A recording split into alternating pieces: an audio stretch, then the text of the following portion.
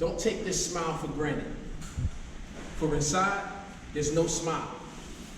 Just a planet inhabited with my known insecurities. And as I attempt to hide from what's wreaking me havoc behind this upside down frown with no sincerity, I give myself nothing but a false sense of security. You see, instead of ADT, slow windshields, or brakes, I feel as though no one feels that I'm on the brink of going insane. And there's no one to blame but myself for ignoring this pain. I mean, how can I expect my problems to change while ignoring his name? One of the many thoughts that course through my brain as I attempt to tame the city of shame. If not mine, but his blood would course through my veins, it wouldn't conform but transform in the water and emit from my eyes small droplets of rain that would utter a change and water the plains of this city within, this planet that's riddled with sin. Got it. Take your time. That's all I kind of remember for that piece. But I'm gonna move on to another one. This one is a little bit more elaborate. It's meant to be mind behind it. So it's a story. It's a little deep.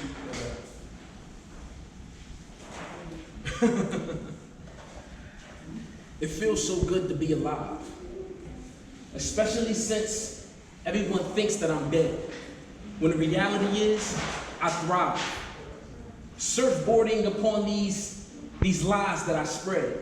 And it's funny. You see, for generations my methods have gone so unrealized to man, and it's all because of you, man, and your self-pride. You see, I feed on man's insatiable appetite to be glorified. For centuries I've watched and I've noticed that I rise the more that you refuse to fall down and send up glory to your God. So what I did was I took all the eyes off of me and placed all the eyes on your faults, so that every time it causes you to fall short, I'll be glorified because you'll blame yourself. Yes, blame yourself. Not knowing that when you blame yourself, you inadvertently reverence me, unaware that I am the culprit behind your staged fail, given the permission in your life to raise hell by your God. And you don't even realize that you have everything you need inside you now to stop it all. And this is why I try with all of my might to box you off from him. Because if you and that Christ were to ever meet with one accord, then his love, his truth, his mercy would truly conquer all. And this I cannot afford, because then all of these weapons that I have already formed will not prosper. And this is why I swarm your mind with deception. So much so that all you see when you look at me is your own reflection, and I find it very sexy. But tell me, how do you look? Wrapped in self-doubt and self-gratification, how do you look? Because to me, you're just another beautiful model of my mind manipulation, ripping the runway to hell, and it's all due to your willing participation. So why don't you just tell me, how do you look? Look, the first thing I want you to understand is that Satan absolutely hates you. And this is why he tries with all of his might to manipulate you. So what he does is he assigns demons who are masters of plaguing the mind to somehow make you doubt the very existence of the God who took his sweet time to create you.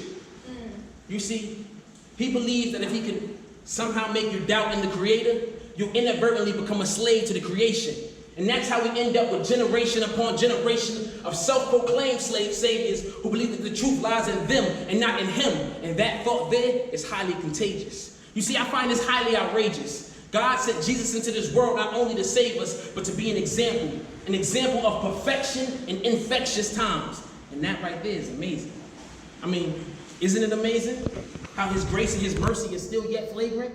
And I don't know if it's just me, but at times I still find myself in diverse temptations. And I don't know if it's the taste of the fragrance, but it just feels so good, the sound in my ear when she makes it. And so I close my eyes and let my spirit embrace it as I rely on 4 of the 5 senses that don't give sight to the light that we take in, you see? It's just time for us to open our eyes and pay attention and realize that Satan is on his assignment.